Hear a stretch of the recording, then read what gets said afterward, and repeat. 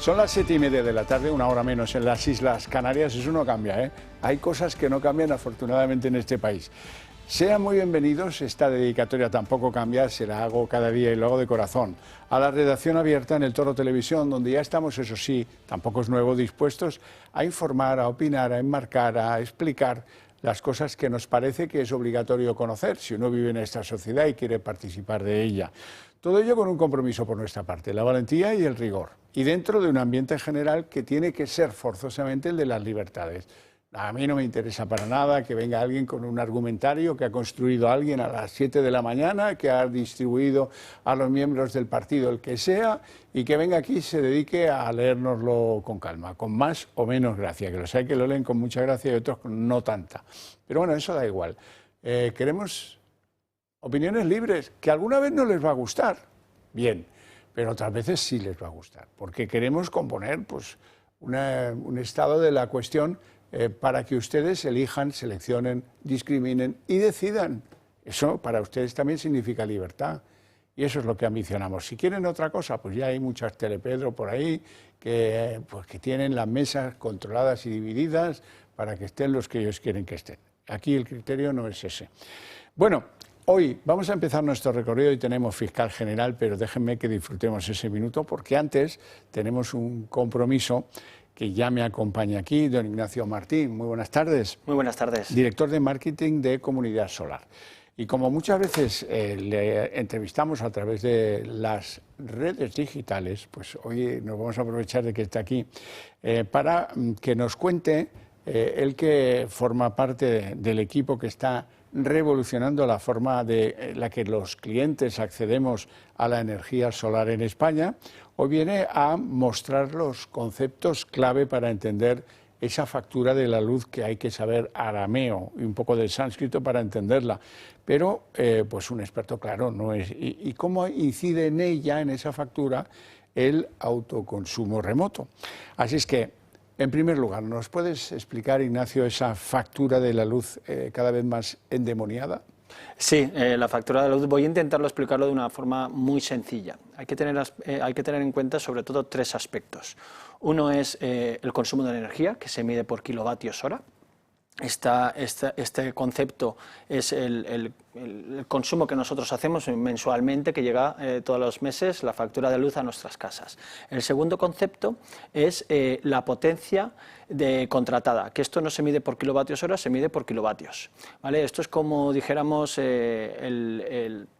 los gigas del móvil. Oye, yo contrato pues 5 gigas o 8 gigas. El ancho de banda que yo contrato en mi casa. Exacto, y según la potencia, si consumes más, si necesitas más potencia o tienes muchos electrodomésticos antes, pues más que la potencia contratada, pues ¿qué es lo que puede pasar? Pues salta la luz. ¿Por qué? Porque no tienes la potencia contratada. Efectivamente, te has ido, por ejemplo, a una aerotermia y eso te reclama más potencia. Exacto, y también puede ser al revés, es decir, que algunas, pues has contratado demasiada potencia y estás pagando más potencia de lo que tú normalmente consumes, ¿no?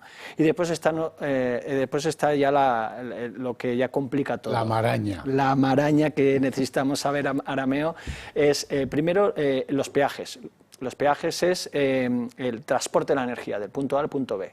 Y esto da igual que sea más lejana o más cercana, siempre y cuando esté más allá de 2 kilómetros de la generación de la energía. Y después están... ¿Eso quién lo cobra? Esto lo cobra... La distribuidora. Esto lo cobran las distribuidoras. Esto lo cobran las distribuidoras y parte también va a red eléctrica, que es el sistema.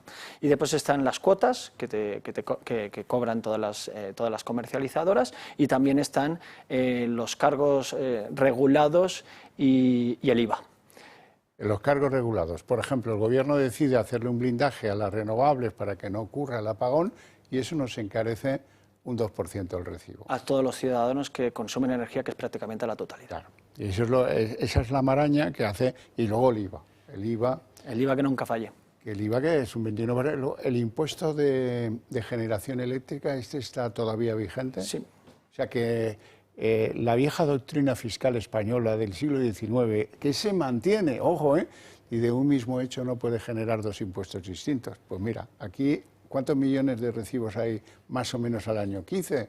Pues, al año, al mes. Al mes, porque las facturas son mensuales. 12 millones, 15 millones. Más o menos, tendríamos que calcularlo bien, pero podría estar por ahí. Si calculas la población estimada en España y lo divides por familias o domicilios, pues puede ir por ahí la cosa. Y un 21% que no entiende de ricos y de pobres, de gente en apuros, de gente jubilada, gente que no llega, gente que tal, porque es el 21% aunque seas Amancio Ortega, ¿no? Lo mismo. Es lo mismo para todos. Y lo mismo que si te compras un Ferrari, el 21%. Esto, bueno, es que las cosas hay que medirlas, no en todas partes es así. No. Hay países donde se ha pensado esto más profundamente y la gente dice, mira, hasta que el gasto sea de X kilovatios mensual, te vas a beneficiar de un IVA reducido. En algunos países es el 10%, por ejemplo, lo cual pues es un ahorro importante en el recibo de la luz, ¿verdad? Sí, y después en las facturas, en las facturas de la luz que recibimos mensualmente, todos estos cargos regulados no están especificados uno por uno, sino que los ponen todo en un paquete. También es muy complicado y va variando. Como pueden ver en las pantallas, en unas facturas de autoconsumo remoto. Eso es lo que quería que me contases, el impacto en la factura del autoconsumo remoto. Exacto, como pueden ver en las pantallas, ahora está el final de la factura, pero podrán ver que hay una curva, ¿no? La curva de cuando sube la curva de producción de energía, que es como una montaña, que es cuando amanece, y después cuando baja la curva es cuando anochece, ¿no? Esta producción de energía lo que hace es consumir la energía que gastarla, aquí está, veis la montaña, sí. La línea verde es la producción de la energía de nuestros clientes que tienen sus placas solares, como podéis ver es el sol que aparece, solar, exacto, y después vemos la línea naranja, que la línea naranja es el consumo de esta familia. Como podéis ver, hay un excedente enorme en la montaña desde la línea naranja, y después vemos que no hay línea verde, que eso es consumo que tienen que hacer nuestros clientes, consumos que tenemos que tirar de la red. Y después abajo hay tres barras, la barra de producción, la barra de consumo de la red, que es la naranja, y después la última son los excedentes. La azul. La azul. Entonces aquí vemos una factura de 28 euros. Después hay otro tipo de factura que también la energía es la misma, pero con baterías en el parque. ¿Esto qué es lo que hace? Lo que hace es, esa montaña pega un mordisco las baterías a esos excedentes de la montaña, para después verterlos en la red en las horas más caras, que es justo cuando no hay energía solar. Cuando no hay energía solar y hay bastante consumo, como podéis ver en esta imagen. Así es como se ve la factura en comunidad solar, como se ve en autoconsumo remoto, y estamos hablando de un ahorro en energía, de la producción de energía, de un 50%. Vamos a la primera página del recibito, supongo que será una empresa. Es una empresa, está anonimizado, se puede ver. Y vamos a ver lo que gastaba y cuánto gasta ahora. La empresa en cuestión, ahora lo vemos, gastaba pues mira, aquí vemos 1.127 euros. 1.127 euros y la factura actual son unos 600 euros. Si una familia se puede ahorrar en 40 años con unas placas solares alrededor de 13.000 euros, con la compra de 4 placas, por ejemplo, 4.800 euros, una amortización de 10 años, en la empresa se duplica el ahorro, o se triplica. En una empresa puede contratar incluso 12 placas porque el consumo es mucho mayor. El autoconsumo en remoto, ¿en cuánto tiempo yo lo amortizo si lo compro? Ahora el precio de la energía está muy bajo, ¿vale? Es decir, la diferencia entre estar alquilado con la energía, que tú lo que quieres es que el precio de la luz baje. Cuando ya eres propietario de la energía, lo que quieres es que el precio de la luz suba. Para ganar más en la venta. Exacto, o sobre todo para ahorrar, porque lo que vas a hacer es, no vas a pagar por esa producción de energía. Ahora mismo está en unos 9-10 años. Pero esto puede cambiar en unos años y todo indica que la tendencia es que vayan a subir los precios, sobre todo después de toda la crisis energética que estamos viviendo, ¿no? Entonces puede bajar a los 7-8 años, incluso puede bajar a los 5, pero para ir a lo seguro en unos 10 años. Estas placas las tienes durante 40 años. Esto es una inversión a largo plazo, obviamente nadie se va a hacer rico con esto, pero, oye, bueno, vas a tener que pagar energía igualmente. Tienes una familia que tiene una factura de 70 euros, va a pagar durante el resto de 40 años 16.800 euros. ¿Y la alegría que da la libertad? ¿De dar un portazo a todo ese rollo?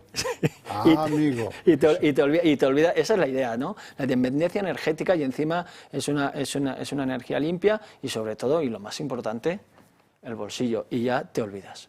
Bueno, y si alguien de los que nos escuchan quieren información más ajustada a sus necesidades, a su, bueno, es que mire, yo vivo en tal lugar, ¿cuánto puedo ahorrar? Sí, ¿cómo puede hacerlo? Entrando en nuestra página web es muy sencillo, comunidadsolar.es. Ahí hay como simuladores, ¿no? Claro, ustedes pueden ver los productos que tenemos y hay un simulador, un estudio gratuito en el que pueden poner el número de CUPS. Oye, que no se acuerdan el número de CUPS, no pasa nada. El número de CUPS es lo que identifica el contrato, en términos eléctricos o gasísticos o todo este lío, ¿no? Exacto, en todas las facturas está el número de CUPS. Que no pasa nada, pueden indicar también un aproximado, que pueden decir el domicilio y con eso ya pueden saber que sin compromiso una propuesta en firme con... de cuánto valdrían las placas y qué es lo que se ahorraría en 40 años y cuál es el consumo de ello, y un asesor le llamará en 24 o 48 horas por si tiene alguna duda, que es normal que tenga dudas porque la energía es algo muy complicado. ¿Has visto las facturas? Sí, la he visto. Y si no, pues siempre tienen ese teléfono que aparece en pantalla, 980 28 12, cualquier duda que puedan tener con Comunidad Solar. Ahí se lo arreglan. Busquemos la libertad, que a mí esto de la libertad siempre me ha gustado mucho. Ignacio Martí, un placer enorme tenerte en el programa. El placer es mío. Muchísimas gracias. Hasta una próxima ocasión. Nosotros tenemos nuestro recorrido. Hoy vamos a empezar nuestro recorrido con algo sorprendente en materia internacional. Ya lo hizo en el Parlamento de Israel cuando estuvo por allí Donald Trump y ahora lo ha hecho de una manera mucho más seria, mucho más oficial. Ha pedido por carta al presidente de Israel que le dé un indulto precautorio a Benjamín Netanyahu, al primer ministro. ¿Por qué? Porque según Trump fue uno de los grandes líderes destacados en tiempos de guerra, porque sin él no se hubiera podido conseguir el acuerdo de alto el fuego en Gaza. Así es que le dice al presidente de Israel, que se apellida Herzog, ¿qué tal si le concedieras el indulto a Netanyahu? Un indulto, insisto, preventivo. Netanyahu está inmerso en 3 casos de presunta corrupción en su gobierno y dentro de las fronteras de Israel. Bien, bueno, dicho esto, hoy tengo que contaros muchas cosas del fiscal general del Estado. La primera, ha sido tremendamente bochornoso ver, uno, que no contestaba a los que le acusan de haber cometido un presunto delito de revelación de secretos, ya sabéis, en la persona de la pareja de Ayuso. Ahí está en su entrada al Tribunal Supremo que lo juzga. En segundo lugar, ha habido un punto en el que ha dicho no, yo no contesto a estos de las acusaciones. ¿Y por qué? Dice, porque son desleales. Oiga, perdone, ¿usted qué clase de fiscales? ¿Solo juega cuando tiene comprado al árbitro y al público o cómo? No se pide que quien te acusa sea legal, si acaso se te brinda la oportunidad de que lo puedas contradecir, oportunidad que tú no has querido aprovechar. ¿Te daba miedo?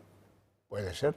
¿Los desprecias tanto, crees que eres tan valioso que no tienes tiempo que perder en contestar sus preguntas, en contestar los detalles de su acusación? ¿Crees que no puedes ganar nada en ello? Bueno, hay que agradecerle al fiscal general del Estado, a pesar de que os caiga igual de mal que a mí, que ha habido un punto en el que cuando solo le contestaba a la Fiscalía, que le ha hecho 2 preguntas, 2 tan solo, y después a la Abogacía del Estado, que actuaba de abogado defensor. ¿Por qué a este tío le tiene que defender la Abogacía del Estado, que se pague un abogado y que vaya a juicio con él? No, a este, como es una autoridad del Estado, le defiende la Abogacía del Estado. A lo que hemos quedado, Mari Carmen, con la Abogacía del Estado en este país, ¿eh? Vaya papelón. Nadie se ha negado. La abogacía como tal, hay una asociación de abogados del Estado que sí que ha dicho que le parece mal. Pero bueno, es igual, ellos tira que te va, para adelante, para adelante. Bueno, como decía, hay que agradecerle a este tipo, a pesar de que nos caiga igual de mal, que ha habido un punto del procedimiento en el que se ha levantado, no se ha levantado, se ha empezado a quitar la toga en el asiento, luego la ha echado al asiento de atrás, y entonces sí, se ha levantado de todo juicio, lo ha resistido en donde están los jueces, el fiscal y la abogacía del Estado.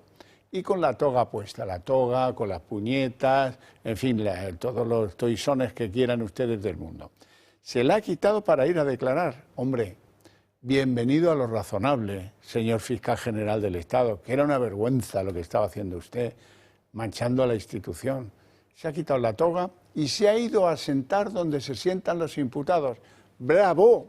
Bravo el concepto de la justicia que tiene el fiscal general del Estado, recuperado, eso sí, el último día, con la última intervención suya en este procedimiento.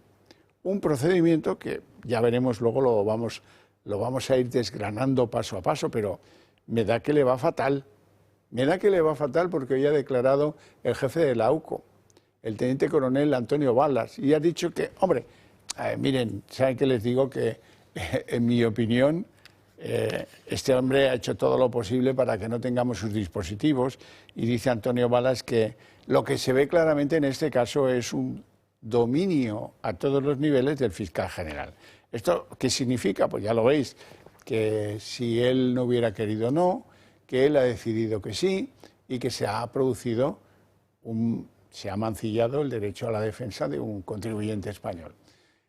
¿Por qué? Bueno, pues aunque no lo reconozca, porque él ha dicho hoy, muy lastimero ante el tribunal, que él no tiene animadversión alguna hacia ese contribuyente, el pareja de Ayuso, que él, él no le guía la animadversión, no le guía, le ha hecho correr, hasta sudar como uno que está pasado de peso, como me parece que es el caso de él, en una carrera de larga distancia. Hoy se ha permitido incluso insultar a una compañera, a la fiscal de Madrid, Almudena Lastra. ¿Quién es Almudena Lastra? Os refresco la memoria. Almudena Lastra es esa fiscal que ha pasado por la declaración ante la Sala del Supremo y que dijo, hombre, yo llegué muy temprano y le dije, oye, Álvaro, pero ¿esto qué estamos haciendo? Esto se ha filtrado. Y ella dice que él le contestó, eso ahora no importa. Eso ahora no importa. Es una declaración ambigua. Desde luego no dijo, ¿qué me dices? Filtrado, ¿quién habrá sido? No, dijo, eso ahora no importa. Cambia la cosa, ¿eh? Uy, sí cambia la cosa. Le han preguntado por ese particular, para que diga algo que le sirva su abogado que es la abogacía del Estado. Y él ha dicho, yo no recuerdo que se refiriera a mí con ese tono. ¿Cómo va a usar ese tono ante un jefazo como soy yo de la Fiscalía General, alguien que está por debajo? No, hombre, no, quita, ¿qué va? Lo del quita lo he añadido yo, el resto no. Y al final le han preguntado, bueno, pero es que la fiscal Lastra le advirtió de que ahí estaba pasando algo que era supuestamente irregular. Y ahí es cuando yo ya de verdad que se me ha parecido el diablo que llevo dentro y he empezado a pedir que le condenen con la máxima, 6 años en su caso.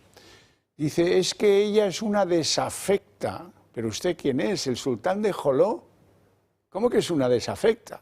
Es una compañera de la carrera fiscal, la fiscal jefe de Madrid, a la que usted le debe el mismo respeto que ella a usted. Ella un poquito más porque usted es el jefe decidido por Pedro Sánchez. Aquí no hay afectos y desafectos. ¿Qué me está usted contando? ¿Que en la Fiscalía hay una guerra civil de gente partidaria de usted y gente que está hasta el gorro de usted? ¿Eso es lo que está contando? Es una desafecta. Vamos, el fiscal de Stalin también hablaba así. Este es un desafecto. Lo mandaban a Siberia, a un gulag, ahí como a Solzhenitsyn. Es una desafecta. Una desafecta quiere decir que cuando entra usted en la Fiscalía, con ese andar que tiene usted que parece un pato, que no se levanta a aplaudirle, eso es lo que me está contando usted. De verdad. Qué falta de respeto. Y luego ha dicho algunas cosas que le debe haber preparado, yo que sé, algún desgarramantas que tenga por ahí de comunicación o algo por el estilo. Ha soltado la frasecita. Sí, le ha costado, porque no la conseguía colar. la verdad no se filtra, la verdad se defiende. No, oiga, no sé, aquí no estamos hablando ni de la verdad ni de la mentira. Hay una nota oficial, cosa en la que hoy se han venido a ratificar los agentes de la UCO, que han pasado, 12, que han pasado su declaración al tribunal, que dicen lo mismo, que la nota que hizo la Fiscalía y que él dijo que la había hecho él y que asumía la responsabilidad íntegra de la nota, recogía aspectos, frases, dicen los agentes de la UCO, que hablan con más propiedad que los del mundo del derecho, frases textuales de los correos entre los abogados del caballero Alberto González Amador y los fiscales en la materia en cuestión, si había o no un fraude fiscal en sus declaraciones anteriores. Y ya es que, llegados a ese punto, si la nota que él asume como propia recoge la literalidad de esos correos, pues no hay que buscar más culpables. Quien ha filtrado el contenido de esos acuerdos porque ha utilizado la literalidad de los correos es quien la asume, la nota, el fiscal general del Estado. Bueno, ¿ahora qué queda? Pues queda, para que este juicio se dé por acabado, ya ha terminado la fase declarativa, mañana es la fase de conclusiones, mañana quedará esto visto para sentencia. Una sentencia que, como decía antes, le puede suponer al señor Álvaro García Ortiz 6 años de cárcel, inhabilitación por hasta, me parece que son 11 años, yo lo hubiera hecho un poco más largo, y una indemnización si es que de verdad fracturó, dañó, perjudicó el derecho de defensa de un contribuyente, porque ha dicho cosas muy jugosas. Ha dicho, yo es que solamente tengo un conocimiento somero del problema que tiene con Hacienda Alberto González Amador. Bueno, pues tan somero no parece, porque dicen los agentes de la UCO que usted tuvo enorme urgencia por compilar toda la información sobre ese caso y que la Fiscalía General la recabó, que no es eso lo más regular del mundo, que el fiscal general pida el informe, el archivo de un contribuyente a sus fiscalías, en este caso a la de Madrid, que a las 10 de la noche saquen a un fiscal que está viendo un partido de fútbol, el del Atleti de Madrid y de la Champions, se llama Julián Salto, lo ha declarado en el juicio, que le sacaron porque el fiscal general necesitaba los papeles del caso del contribuyente Pareja de Ayuso y que los necesitaba a las 10, pues a la mejor ya sabes lo que te toca. Sal del campo, pierde la entrada, pierde el partido, vete a tu oficina, busca los papeles y enviárselos a la carrera al fiscal general del Estado. A estas horas, a las 10 de la noche, ¿estás tú loco? Y somos funcionarios, fiscales pero funcionarios. Bueno, pues así fue y así se lo hemos contado. Y ahora pues lo que queda, como digo, es que mañana se pongan las conclusiones y una vez expuestas las conclusiones se cierre la vista oral del juicio y el tribunal de 7 magistrados delibere si es culpable o no Álvaro García Ortiz. Luego volveremos al argumento de Álvaro García Ortiz como primera noticia del día, por supuesto. Ahora permitidme que hablemos de las drogas. Ya sabéis que es muy importante que ajustemos nuestra manera de pensar y que consigamos implicar a los partidos políticos en esta batalla casi perdida en estos momentos de la droga. En primer lugar, yo siempre os digo, hay que endurecer la pena contra los funcionarios que se corrompen y trabajan para las redes de narcotráfico. Bueno, pues hoy tengo un caso, el que fuera jefe de estupefacientes de la policía en Baleares. Hay chivatazos, complots, un coche que le regalaron los narcos y se ha abierto un sumario de una operación vergonzosa contra una organización albano-española que surtía de coca y de hachís a Mallorca y también a Ibiza. Y ahí hay una figura que es la del que fuera jefe de estupefacientes en la policía, Faustino Nogales, que al parecer tuvo una gran relevancia como cooperador para que estos hicieran la suya, que es vender droga en Mallorca y también, como dije antes, en Ibiza. Bueno, y de ahí nos vamos a Alicante, Denia y el Poblet. Ahí ha habido una operación antidroga y también, esto os lo digo siempre, hay negocios colaterales al de la droga. Han levantado un sitio con mucha droga y también donde se explotaba sexualmente a 11 mujeres que han sido liberadas por la policía. Esto es lo que yo llamo delitos paralelos al del delito del tráfico de drogas. No me gusta nada el nombre que le damos en nuestro código penal. Delito contra la salud. No, esto no tiene nada que ver con la salud. Mira a las mujeres ahí explotadas sexualmente, tratadas como esclavas para que los de la droga se forren con la droga y con ellas. Y ahora una cosa bien insólita, que tengo mucho interés en mostraros. Ha habido una operación de la Guardia Civil y de la Gendarmería marroquí que ha levantado una organización que utilizaba drones para pasar la droga de Marruecos a la costa española, a la costa de Cádiz. Os cuento cómo iba la historia.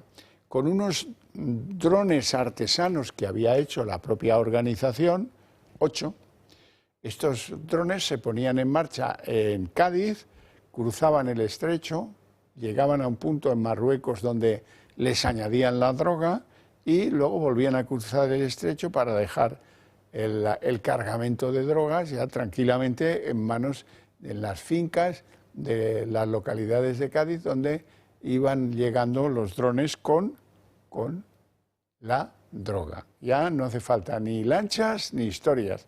¡Viva la tecnología! Y de ahí nos vamos a Molina de Segura, en Murcia, donde han detenido, las fuerzas del orden, han detenido a una narco del llamado Tren de Aragua, que es un clan venezolano en su origen, que es tremendamente violento y cruel, que está extendido por 8 países de América del Sur y que estaba reclamada por la justicia en Chile, donde vete a saber tú lo que habría hecho esta mujer del Tren de Aragua. Y ya que estamos en Murcia, nos vamos a pasar por Puente Tocino, donde han detenido a 3 personas porque tenían un plantelillo para hacer negocio con 300 plantas grandes, enormes, de marihuana, pues para la recolección, luego la venta y el negocio. El negocio es lo primero. Esta es una operación, como veis ahí, de la Policía Nacional. Y dejando esto de la droga aparte también para que en esa sección que lo va a ser en el futuro, ya lo veréis, que trata de espabilar a mi audiencia a propósito de las cosas que se dan en España y solo en España, pues voy a contaros una cosa. Esas son las plantitas de estos chicos de Puente Tocino, que las cuidaban muy bien, las cuidaban fenomenal.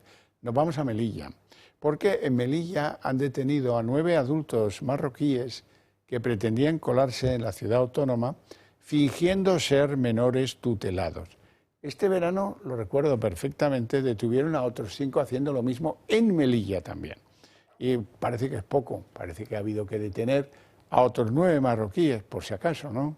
A ver que esto es un coladero. Esto es un coladero porque nadie quiere que deje de ser un coladero, porque no me digas tú que no se pueden organizar pruebas para saber si son menores o no son menores. Y es clamoroso, están en edad militar, no son menores no acompañados, ni de coña.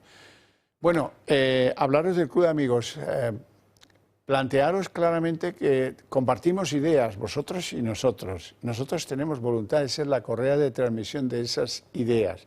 ¿Qué tal si nos apoyáis? ¿Qué tal si hacéis que vayamos más deprisa en la difusión de esas ideas? ¿Cómo lo podéis hacer? De 1000 maneras. Podéis haceros miembros del Club de Amigos del Toro Televisión y pasar a engrosar nuestra ya gran familia que nos sigue y que se lo agradecemos mucho desde aquí. Podéis pensar, se acaba pronto el tiempo, porque el 31 de diciembre se termina el año fiscal y esto habría que hacerlo antes si es que os conviene. Hacernos alguna donación que luego signifique pagar menos impuestos, o sea, conseguir a través de esa donación una rebaja fiscal. ¿Vale para la renta, personas corrientes como yo, o vale para las sociedades que pagan y se deducen las donaciones en el impuesto de sociedades? Y una cosa más voy a decir, tenemos lotería, se va a acabar, hemos vendido muchísima lotería, vamos a venderla toda, pero habrá un momento en que el número ya no sea el adecuado, ya no podamos vender más. Comprar, si tenéis previsto comprarnos lotería, espabilar ¿Cómo se puede hacer? Lo más fácil es la página de las redes sociales del Club de Amigos, pero bueno, si queréis pasar por Modesto Lafuente 42 en Madrid, ideal. Bueno, y si no, pues llamáis al Club de Amigos, que os van a indicar cómo podéis hacer para conseguir esa lotería. Y ahora nos vamos a publicidad. A la vuelta abriremos la mesa de análisis político.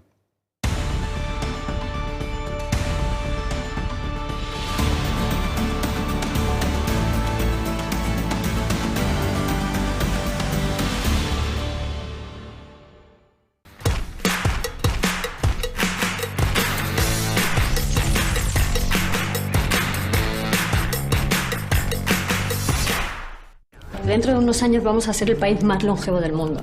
¿Cómo es posible que a partir de los 70 años no tengamos que renovarnos el DNI? ¿Qué significa esto? Que no tendremos nada que vivir. Vamos a vivir más años.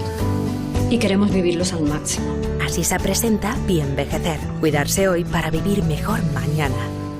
¿Sabías que más del 90% de los humus que se consumen en España contienen conservantes y aditivos artificiales?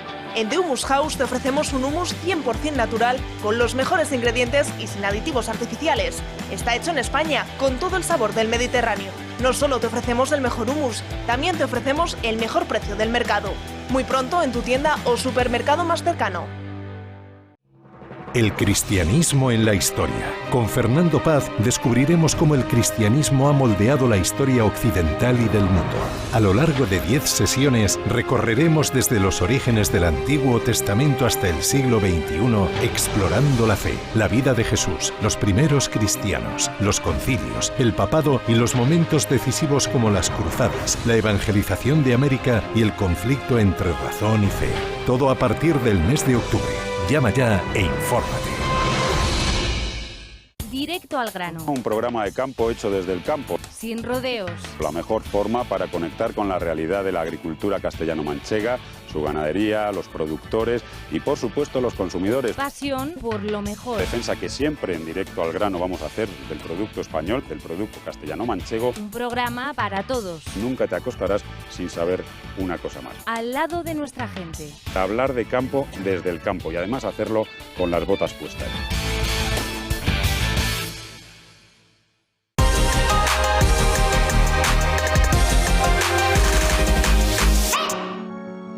Hoy en Recomendaciones por España presentamos García Bayano, carne de membrillo hecha artesanalmente. García Bayano es un proyecto de vida diseñado para beneficiar a quienes lo deseen. Tras 45 años de experiencias positivas, destaca su enfoque en filosofía de vida, alimentación, formación deportiva e ilusión, como su promotor de 83 años lleno de vitalidad. Unidas a la carne de membrillo artesana, García Bayano aporta nutrientes esenciales para vivir con salud y vitalidad el máximo de años posible. Es una recomendación del Toro Televisión. ¿Te molestan las manos al realizar las tareas diarias? Frente al dolor utiliza los guantes de Relax Quantic Nanotech. Innovación revolucionaria en la lucha contra el dolor y la rigidez. Con sesiones de 20 minutos, los guantes aportan masaje, vibración y calor, proporcionando alivio en medio del tormento. Pueden adquirirlo con unos consumibles impregnados de sustancias naturales antiinflamatorias que, si se ponen durante la sesión, pueden aumentar el beneficio del guante. Olvida los engorrosos baños de agua caliente o las cremas antiinflamatorias. Libérate con los guantes de Relax Quantic Nanotech.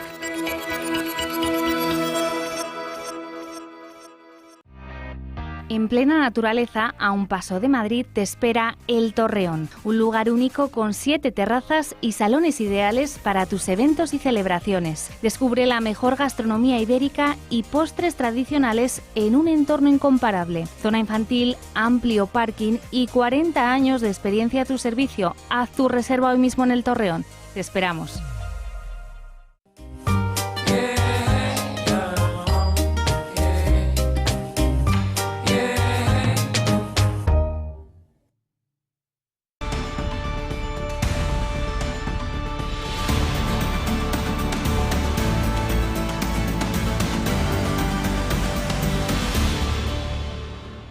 Son las 8:04 jóvenes minutos, momento en el que el gran día del fiscal general del Estado nos lleva a una mesa de análisis político apasionante, verdaderamente apasionante. Permítame que les presente a nuestros invitados.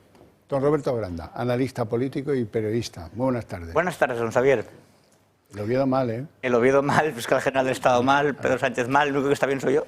El fiscal general también fatal. En fin, doña Patricia Rueda. Muy buenas tardes. Buenas tardes. Bienvenida a este programa que se ilumina cuando usted baja de los cielos y viene a personarse aquí, a la camilla, a la mesa camilla de los líos políticos que tenemos. Gracias a Doña vosotros. Patricia es diputada de Vox en el Congreso de los Diputados. Antes no lo decía nunca yo así, pero ahora como veo que no les gusta, cada vez que tengo que decir Congreso de los Diputados. Esto no les gusta. Bueno, vamos con el fiscal general. Ya sabéis que es el tema del día. Le han preparado una frase patética. La verdad no se filtra, la verdad se defiende. ¿Qué has defendido tú? Si no eres capaz de ser decente ni con las personas que trabajan contigo. Ha dicho de la fiscal Lastra, que os acordaréis, es una que fue a verla muy sulfurada. Oye, pero esto es una filtración, esto lo hemos filtrado, ¿qué pasa? Eso ahora no importa, le dijo. Y ahora dice que él no recuerda las palabras exactamente, que le duda mucho que ella se dirigiera con esas palabras a él, siendo tan importante como es él. Y luego lo peor, dice que la fiscal Lastra, Adriana Lastra, no, Adriana Lastra no, Almudena, está mirando usted para ver si está despierto o no, para ver si pica, y como Adriana Lastra es de Ribadesella, la antigua, no sé qué cosas. Una eminencia socialista. Una eminencia de los socialistas, muy famosa en Asturias. Por eso miraba a Roberto para ver si estaba loro. Almudena Lastra dice el fiscal general que hay que ser mala persona, que es una desafecta. Pero hijo, tú mides a la gente que trabaja en la Fiscalía no por si son buenos empleados, funcionarios, como le queráis llamar, si conocen bien las leyes, si son hábiles en los interrogatorios, si son eficientes. No, los mides entre los que son desafectos y los que son afectos. Chico, no sé, a mí me parece un poco stalinista el método, pero bueno. En cualquier caso, vamos a ver qué es lo que ha sucedido en la sesión de hoy del juicio. Mañana se termina. Mañana ya quedará visto para sentencia y esto es lo más relevante del día de hoy. Tras 4 jornadas de juicio ha llegado el turno de Álvaro García Ortiz. El fiscal general del Estado ha rechazado responder a las acusaciones al considerar que actúan con deslealtad. Hay una actuación, entiendo que desleal, no con el acusado, sino por supuesto con el tribunal. Solo ha contestado a la Fiscalía y a la Abogacía del Estado. García Ortiz ha negado que haya filtrado el correo a personas ajenas a la Fiscalía. Señor García Ortiz, ¿ha hecho usted llegar a personas ajenas de la Fiscalía el célebre correo de 2 de febrero de 2024? No, no lo he hecho llegar. No ha hecho nada. Y justifica que el borrado de mensajes y el cambio de teléfono se debe a su intimidad y a su puesto. Considera grave y doloroso el registro de su despacho por la UCO y habla de desafecta cuando se refiere a Almudena Lastra. Cuestiona su declaración como testigo y niega que exista la suficiente relación de confianza entre ambos. Antes del propio fiscal han declarado como testigos una docena de agentes y todos ellos han presentado testimonios demoledores contra Álvaro García Ortiz. Uno de ellos ha sido el teniente coronel de la UCO, Antonio Balas. El agente ha sido rotundo en su declaración. Dice que lo que se ve durante todo el proceso es un dominio a todos los niveles del fiscal general. Durante todo el proceso lo que se ve es un dominio a todos los niveles del fiscal general del Estado. Y asegura además con toda rotundidad que todo lo que se ha filtrado textualmente estaba antes en manos de la Fiscalía General. Para él no hay duda. Asegura que fue García Ortiz quien movió la nota de prensa y quien tuvo la urgencia de darla. También han declarado peritos de la UCO que han confirmado que García Ortiz borró de forma voluntaria todos sus mensajes el mismo día que se abrió la causa. Por ello, los agentes recuerdan que no pudieron acceder a pruebas directas en su teléfono o su correo electrónico. Eso sí, justifican el volcado total de sus dispositivos, asegurando que en un registro es imposible un volcado selectivo por cuestiones técnicas u operativas. Quería preguntarle, ¿es posible hacer un volcado selectivo de los dispositivos o hay que hacerlo de manera total? Hay que hacerlo de manera total. Técnicamente es imposible hacerlo de otra forma. Correcto. A mí me ha llamado mucho la atención esta mañana que siendo que la UCO es una parte del Estado, una pata del Estado, la pata de la seguridad, Ministerio del Interior, siendo que la Fiscalía es otra pata del Estado, Ministerio de Justicia, y siendo que la Abogacía del Estado es una pata central de los ministerios de la Presidencia, porque son los que representan al Estado, los señores de la Fiscalía y de la Audiencia, perdón, de la Abogacía del Estado han sido no bordes, no requete bordes, con los 12 agentes de la UCO que han ido a declarar hoy. Pregúntese ustedes por qué. Bueno, es que Roberto. este juicio parte ya de una anomalía democrática y yo creo que institucional, que es que el fiscal general del Estado, una vez que está imputado y llamado a declarar, tiene que dimitir, aunque sea por decoro institucional. Luego, si sale inocente o sale culpable, pero se suponía que el PSOE, en esta regeneración democrática que va a hacer, cualquier persona investigada, imputada, lo vamos a apartar. El fiscal general del Estado, ojo, es de que se quita y se pone la toga de fiscal. Hoy se la ha quitado. O de imputado, va cambiando del banquillo a su sitio. Me parece una... En fin. Luego, este juicio es una pantomima porque la sentencia ya está dictada. Sánchez ya ha levantado el pulgar. Salió en El País diciendo que era inocente, que estaba claro. Entonces, si el presidente del gobierno dice eso, es un señor que como presidente del gobierno desconoce que tiene que estar al margen de los procesos judiciales que se están desarrollando, pero es juez y parte. Además, el presidente del gobierno es juez y parte y ya ha dicho que es inocente. Pero bueno, dijo que era inocente su hermano, su mujer, Ábalos, incluso Santos Cerdán, que está en el Soto del Real, que a lo mejor en Soto del Real hay inocentes también, no se sabe, pero bueno, en el caso de Santos Cerdán parece complicado. Yo creo que los agentes de la UCO lo que han demostrado es que lo borró todo y que lo borró cuando recibió el aviso. Y eso es importante porque es gente que trabaja en investigación, o sea, que no son unos mindundis, que son profesionales de lo que hacen. No es un Pedro Sánchez, una Leire Díez, una fontanera de las cloacas. Y este jefe de la UCO, Antonio Balas, que ha ido a declarar hoy, dice que, hombre, aquí lo que se ve es que hay un dominio de la situación a todos los niveles de una sola persona, que es el fiscal general del Estado. Doña Patricia. Lo que estamos viendo hoy es muy grave. Es muy grave porque estamos viendo a un fiscal general del Estado imputado que ni dimite ni es cesado, porque fue a propuesta, ¿no? Está establecido que es a propuesta del gobierno y por tanto ha sido puesto por Sánchez. Claro, este fiscal general del Estado que no es cesado está actuando como un abogado de la familia de Sánchez. Y estamos viendo cómo desde el Ejecutivo estamos viendo cómo este Sánchez manosea las instituciones, pisotea la independencia del Poder Judicial y no tiene ningún tipo de vergüenza ni decencia. Hay que recordar que aparte de mantenerlo, lo defienden, porque es cierto que ya Sánchez, que se cree por encima del bien y del mal, por encima de la justicia, ya decretó en su momento, como ha comentado Roberto, que era inocente. Está imputado, un imputado que ha llegado en coche oficial. Uno que es una pieza más de esta mafia que es el Partido Socialista, en el que el informe de la UCO también señala a Sánchez como número 1. Y mientras tanto, en el Congreso de los Diputados, el Partido Socialista y fuera, lanzan bombas de humo. Se están socavando derechos y libertades, se está atentando contra el Estado de Derecho y es cierto que desde Vox denunciamos esta degradación que sufren las instituciones, denunciamos esta politización de la justicia y queremos reconocer el extraordinario la labor que hace la UCO, que está siendo desmantelada por otra parte por Marlaska y este gobierno, y por supuesto también nos ponemos del lado de jueces y magistrados que precisamente levantan la bandera sobre la necesidad de esa despolitización de la justicia.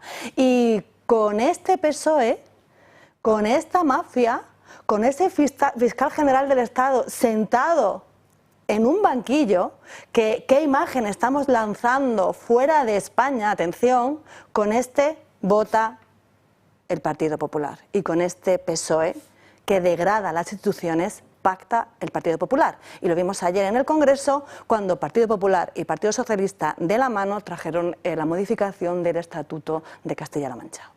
Bueno, dejamos aquí, si acaso volveremos luego, si el tema parece que os apasiona tanto como a mí.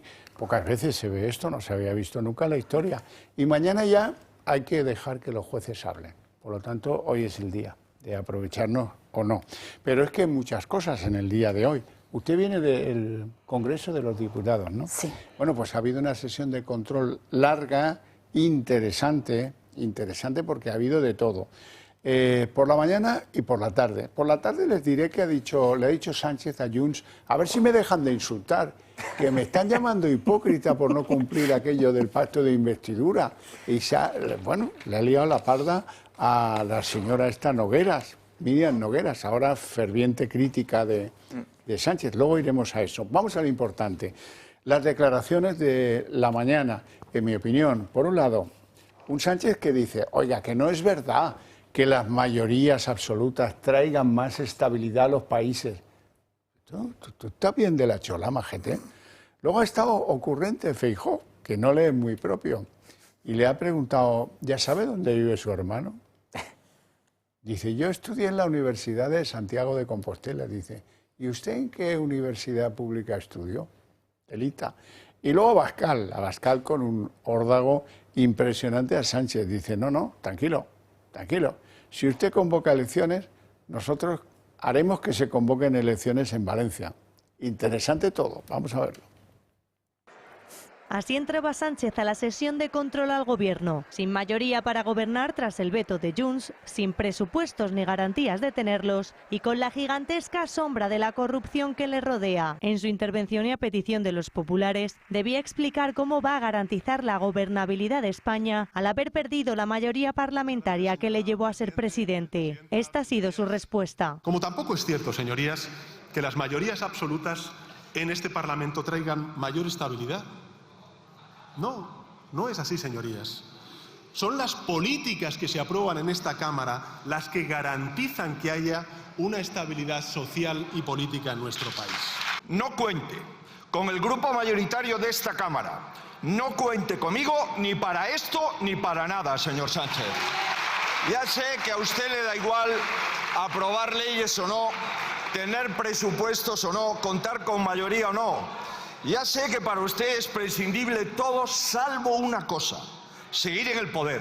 ¿No ven que normalizan lo inaceptable? Lo que se está consintiendo es que los españoles paguen con su dinero un gobierno que no funciona. Destacan las tres preguntas que siguen sin aclararse que el líder de la oposición ha lanzado al presidente del gobierno. La primera es si se puede asegurar que la campaña de primarias se financió de manera ilegal y sin que su suegro participara. La segunda si llamó a algún empresario pidiendo patrocinio para su esposa. Y esta fue la tercera. ¿Ya sabe dónde vivía su hermano, señor Sánchez? Mire bien en todas las habitaciones de la Moncloa, no vaya a ser que siga por allí. En fin. Feijóo ha cuestionado las cifras que Sánchez ha dado sobre la privatización y no ha querido desaprovechar la oportunidad de preguntarle dónde estudió. Yo estudié en la Universidad Pública de Santiago. ¿Y usted? ¿En qué universidad pública ha estudiado, señor Sánchez? Santiago Abascal ha ofrecido a Sánchez adelantar elecciones en la Comunidad Valenciana si convoca elecciones generales. Yo me comprometo solemnemente en esta tribuna a exigir inmediatas elecciones regionales en la Comunidad Valenciana. Un segundo después de que usted disuelva las Cortes y devuelva la voz a los españoles. No hay que tener miedo a la voz de los ciudadanos. Son sus palabras. Repítaselo y convoque elecciones. Y si no, cállese y déjenos a los demás intentar reconstruir la Valencia que ha sido arrasada por sus negligencias y por sus acciones criminales. Doña Patricia Rueda. Permíteme que te corrija, porque... Corríjame cuantas veces quiera. No es un órdago. Lo que hoy ha sentenciado Santiago Abascal desde la tribuna es necesario.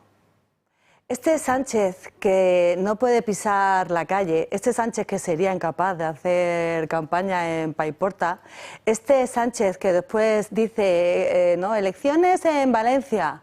Si tienes la valentía suficiente, si quieres que la gente hable, que el pueblo español hable, convoca elecciones. Y no me cabe la menor duda que si las convocase Sánchez, evidentemente, tal y como ha dicho Santiago Abascal desde la tribuna, lo haríamos. Porque a nosotros ni nos tiembla el pulso y está clarísimo que la prioridad son los españoles. Lo que ha pasado hoy en el Congreso es, una vez más, una escenificación de farsantes por parte del Partido Socialista y del Partido Popular. porque en sus intervenciones unos y otros, una vez más, se echan en cara los casos de corrupción o esa frase, ¿no?, de Feijóo: no cuente conmigo ni para esto ni para nada. Pero si ayer de la mano aprobaron el Estatuto de Castilla-La Mancha, si ya han regularizado de manera conjunta a 500.000 inmigrantes ilegales, si votan lo mismo en Bruselas, si tienen un gobierno en Ceuta donde le están imponiendo el halal a los niños españoles constantemente, y no te quiero comentar las comisiones, el cambio climático mata, que se lo escucho a representantes tanto del Partido Socialista como del Partido Popular. Y mientras tanto, con esta farsa, los españoles pierden libertad. Mañana se va a votar las enmiendas de la Ley de Movilidad Sostenible, una ley que de nuevo cercena derechos y libertades, que ataca al vehículo de combustión, por ejemplo, y que viene con esa imposición casi de la mano, aunque ya lleva de la zona de bajas emisiones. Y mientras están con el circo, los españoles no llegan a fin de mes. Tienen que elegir entre, bueno, compro productos frescos, que ya son un lujo, enciendo la calefacción, y así se perpetúan en el poder unos y otros. Finalizo. Unos y otros han hablado del problema de la vivienda en los tiempos, ¿no?, en la comparecencia de Sánchez. Ambos son responsables. 30 años ha gobernado el Partido Socialista, 15 años ha gobernado el Partido Popular, y tenemos un problema de vivienda que ahora unos y otros se echan en cara y que ahora unos y otros dicen que solucionarán, con un problema habitacional que afecta a jóvenes y no tan jóvenes. Lo cierto es que lo que comentábamos desde nuestros escaños era precisamente la falta de dignidad de quienes están con esas mayorías parlamentarias, según se dice uno y otro, y la falta de coherencia de un Sánchez que a su vez también hablaba de unos extraordinarios números en términos de empleo y economía, cuando hay que recordar que casi 4 millones ya viven en riesgo de extrema pobreza. Ya no estamos hablando de pobreza, que eran un número muy desorbitado, sino casi 4 millones que no llegan ni siquiera a fin de mes. No, a ver, hablabas de la cesta de la compra, los huevos parecen huevas Esturión por el precio que tiene, y la tableta de Suchar está a 5 euros, o sea que es una vida cuesta arriba la que viene. Pero decía Sánchez que con las mayorías absolutas no se gobernaba mejor. Hombre, como no gobierna bien es él, que no puede aprobar presupuestos, que se tiene que apoyar en golpistas y en proetarras, o sea, en todos los que quieren, que tienen el objetivo declarado de destruir a la nación y destruir el Estado. Bueno, y luego ya con la escombrera ideológica, que es el estercolero ya político de la extrema izquierda, Podemos y Sumar. Dice Feijóo: no cuente conmigo, no cuente conmigo salvo para todo. O sea, salvo cuando tenemos que ir juntos, PP-PSOE, esa pinza para echar... para mantener en una esquina a Vox, porque el PP sigue teniendo mucho miedo a que les digan que es que van a juntarse con la extrema derecha, y prefieren sobarle un poco el lomo al sanchismo, a ver, Sánchez se va y viene otro. Elecciones es lo último que querría Sánchez, porque se queda sin el colchón ese que compró nada más que llegó a la Moncloa, que cambió el colchón, sabe que si hay elecciones se va fuera. Entonces, esto lo contaba ayer Paje divinamente, dice: no convoca elecciones porque sabe que las pierde. Y hay una cosa importante que dijo Abascal, que dijo de una Valencia que arrasaron con su negligencia, y eso es importante porque en la torpeza del PP dejaron a Amazon como el único culpable, que tiene mucha culpa, pero no es el único culpable, ni el más culpable, ni mucho menos. Cuando Valencia estuvo abandonada, se sabe, yo lo sé, yo lo tengo por contactos cercanos, o sea, hasta contactos familiares que fueron allí, que vieron lo que había después de 4 días. No os pueden cambiar ahora lo que la gente vio y lo que la gente sabe. Y los que intentaron llegar con comida y llegaron hasta la cocina y eran los primeros y empezaron a bajar ciudadanos particulares descargando cajas de comida en furgonetas, y no había llegado nadie, ni de la policía, ni del ejército, los dejaron tirados, los dejaron abandonados. Eso los valencianos lo saben. Sánchez es el principal responsable, aparte de, por supuesto, Marlaska, Rivera... Sí.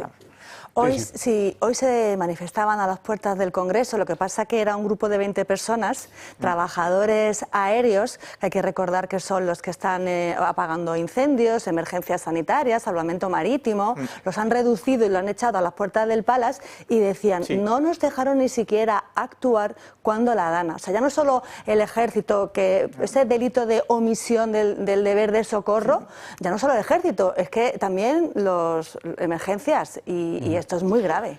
Bueno, nos vamos a ir a publicidad y luego os tengo que contar una cosa divertidísima que afecta a la señora de Junts, a Míriam Nogueras. Míriam Nogueras, la portavoz de Junts, le decía, vamos a ver lo que le decía, se trataba de contarle a Sánchez, levante usted el volumen del aparato de la oreja porque nuestra relación con usted está rota. Lo ha dicho así. Apugi el volum del pinganillo, senyor Sánchez, i escolti'm, perquè li diré coses que segurament els seus no li han explicat o que vostè no ha entès. Aquesta relació s'ha acabat. Parece un serial mexicano, una novela esa, que esta relación s'ha acabat. Y se pone estupenda. Pero, hombre, ¿qué es eso del pinganillo? No te van a dejar volver a Cataluña, te van a mandar a Asturias y dices pinganillo. En catalán se dice urallera.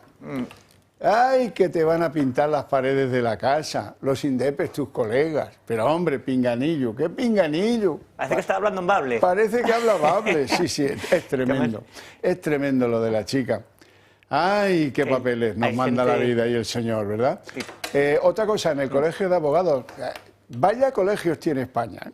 Ayer les ponía por las nubes yo, porque el decano estuvo a gran altura en el Supremo. Y esas son las cosas. Ahora hay cosas administrativamente que no funcionan. Resulta que a instancias de un abogado que escribió una carta a este programa y otra al Colegio de Abogados, han descubierto, fíjate tú qué cosas, han descubierto que Félix Bolaños estaba dado de alta en el colegio como abogado y no sabían que era ministro de Justicia y de Presidencia y de no sé cuántas las cosas. Fíjate tú, que al día llevamos las cosas en los colegios profesionales de España. Menos mal que no opera cosas importantes en un hospital, porque si no estaría sin licencia operando. Bueno, así van las cosas en España. Hay una falta absoluta de que este país se ha adormilado en las mieles de la croqueta gorda. Oye, dame croqueta gorda, vamos a las gambas, que es sábado, el domingo, y ya veremos luego cómo se paga eso. Bueno, pues mal, las instituciones no se tienen autorrespeto, no hay un comité en el Colegio de Abogados de Madrid que mire estas cosas. No hay nadie que haya ido a la facultad con Félix Bolaños y que diga, no, si eres ministro de tantas cosas no puedes ser abogado en ejercicio. Es que, de verdad que... Bueno, venga, vamos a recuperar el tono de la, si queréis, de la burla o de la risa. La fontanera. Hombre. La fontanera, Ley de Díaz. Yo no le quiero llamar nunca más fontanera, se me escapa. Se me escapa. Por respeto a los fontaneros. La voy a llamar pocera o espía. Espía se me hace duro porque les tengo un gran respeto a los espías y a los fontaneros. Así que la voy a llamar pocera, pero bueno, no descarten que también se quejen los poceros.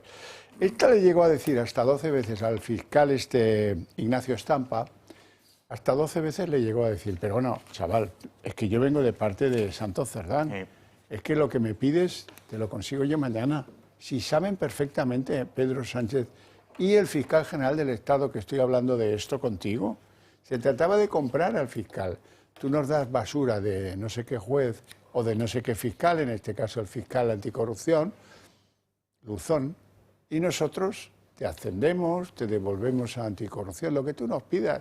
Y si nos pides una moto de cilindrada, también te la compramos. Vamos a verlo. Pedro Sánchez, Félix Bolaños y Álvaro García Ortiz estaban al tanto de las reuniones que la espía del PSOE, Leire Díez, mantenía con jueces y fiscales con el fin de entorpecer las investigaciones judiciales que rodean al presidente del gobierno.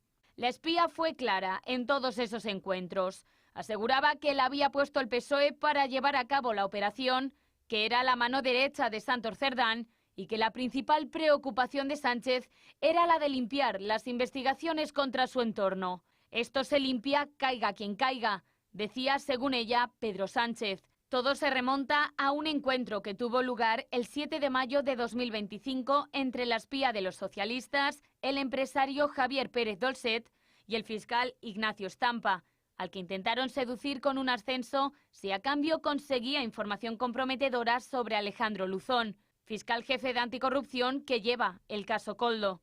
El fiscal Estampa fue insistente. Quería saber cuál era el papel de Leire Díez y quién o quiénes estaban al tanto de la reunión.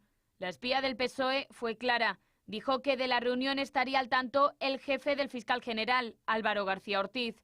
Estampa grabó todo el encuentro y ahora esas grabaciones están en manos del juez que investiga los posibles vínculos entre altos miembros del PSOE y delitos como cohecho y tráfico de influencias. Hace tan solo unos días el presidente aseguró en el Senado que no le constaba que Leire Díez trabajase para el partido. ¿Ha trabajado la señora Leire Díez o realizó algún tipo de encargo para el Partido Socialista? Mire, señoría, que me conste a mí, desde luego que no. Que me conste a mí, desde luego que no. Pero el fiscal Estampa es claro. La espía del PSOE y Javier Pérez Dolcet dijeron hasta en 12 ocasiones en un encuentro hablar en nombre del presidente del gobierno. Roberto. Bueno, la cuestión de este personaje bastante inverosímil, ¿no? Lo más suave que se puede decir de esta señora, que es un poco chabacana, es que ella se jactaba de actuar con el conocimiento de los máximos responsables del PSOE. Decía, yo vengo aquí hablando en nombre de... Pedro dijo que había que limpiarlo todo, caiga quien caiga. ¿Qué esto significa? Que Pedro se puso muy nervioso cuando empezó a salir lo de Begoña, lo de Koldo. Ya sabemos, lo hemos repetido muchas veces, los 5 días que cogió y tal. Y quiso que la manera, vamos a limpiar esto. Pero claro, siempre hubo cloacas del Estado, pero es que estas son las cloacas profundas, que son cloacas muy cutres. O sea, Leire Díaz es un personaje casi de tebeo. Y era la que en nombre de los gerifaltes de la organización criminal PSOE, iba a intentar mover los hilos, a ver si convenzco al fiscal, a ver si convenzco al otro, a ver cómo podemos borrar todo esto. Cuando sale es todavía peor, porque te das cuenta de las triquiñuelas, de las artimañas que han intentado hacer para que todo se tapara. Si no es por la investigación, si no es por ciertos jueces, ciertos fiscales, ciertos periodistas, esto se hubiera tapado y no hubiéramos sabido nada. Y sería, pues eso, un bulo. Pero alguien la premió, se la llevó de concejal en un pueblo de Cantabria a directora de un gabinete en Correos. Claro. Y luego a directora en otro gabinete de la Empresa Nacional del Uranio. O sea, que algo tenía, aunque parezca extraño y sorprendente. Doña Patricia. Son una mafia. Sí. Es que son una mafia. Y ya llevamos años diciéndolo. Son una mafia, cómo se comportan y en el argot que utilizan. Cuando hemos conocido, gracias a Lucas, el presidente ya dijo que se limpie todo. El presidente ya dijo que se limpie todo. La doctora Lobo. Es lo que estamos padeciendo los españoles, esta degradación política. Esta señora, Leire Díaz, ya lo había dicho, mano derecha de Cerdán. ¿Quién era Cerdán? Secretario de organización del Partido Socialista. ¿Dónde está Cerdán? En prisión. ¿Por qué está Cerdán en prisión? Uno de los miembros de la banda del Peugeot. Todos los días conocemos prácticas mafiosas de este gobierno, donde el número 1 ya sabemos que es Sánchez. Y encima Sánchez en el Senado dice que no me consta. No me consta. ¿Tampoco te consta la corrupción de tu mujer?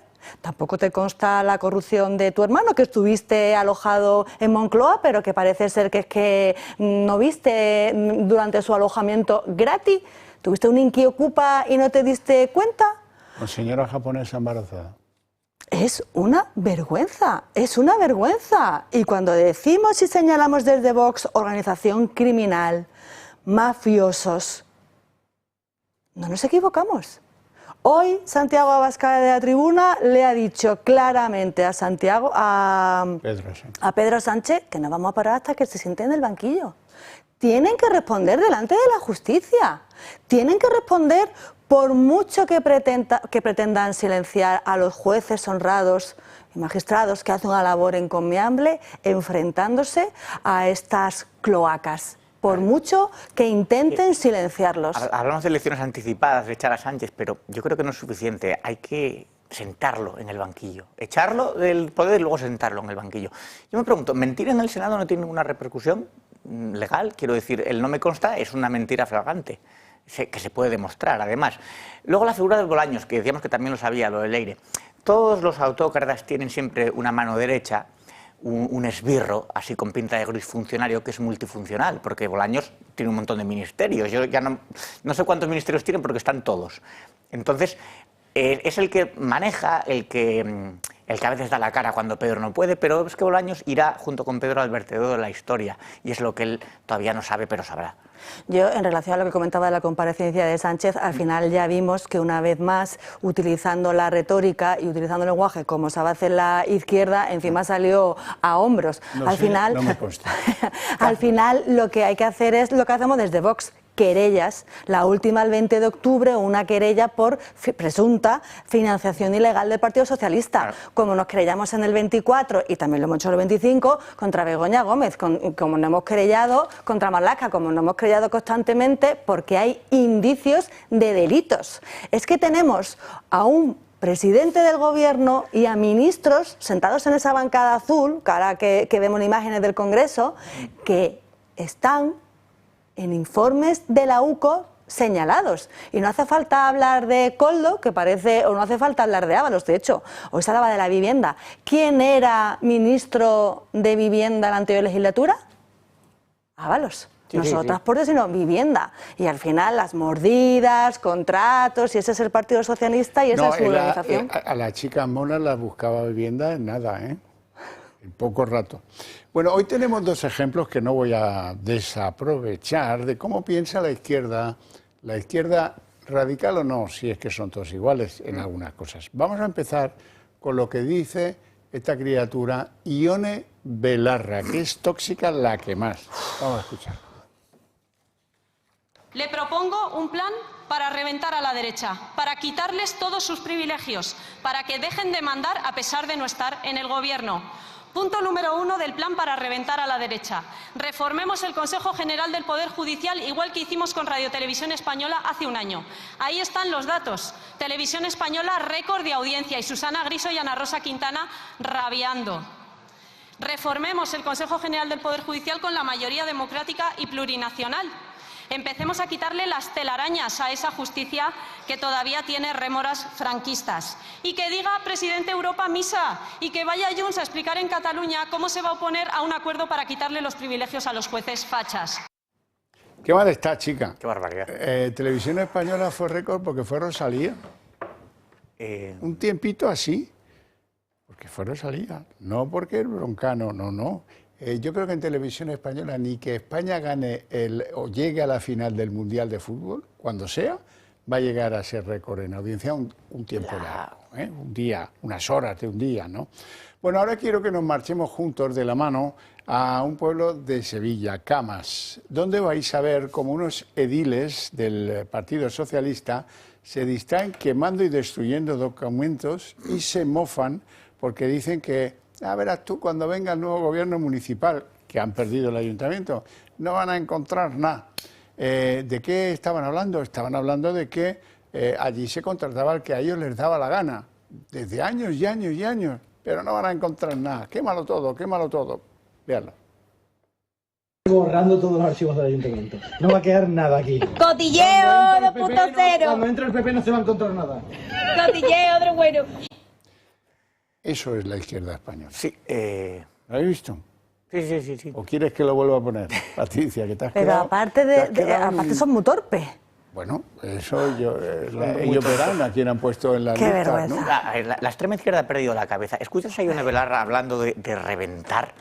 Claro, yo es que no puedo evitar recordarla a ella mirando embelesada, totalmente con ojitos de arrobo, a Arnaldo Otegi, que fue a reunirse ahí ella con Irene Montero porque fueron ahí a magrearse con Bildu.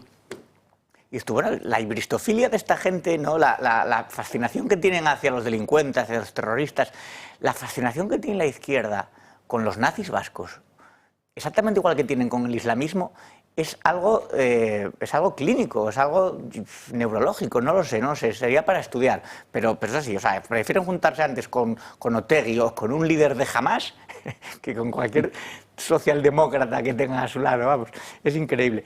Y luego los de estos que lo van a quemar todo, imagino ahí que harán una pila, una hoguera y venga, que no encuentren nada, ¿no? Que vamos a deshacernos de todos los archivos, vaya gente. Sí, pero me traen dos ejemplos de cómo es el pensar de esta gente. Sí.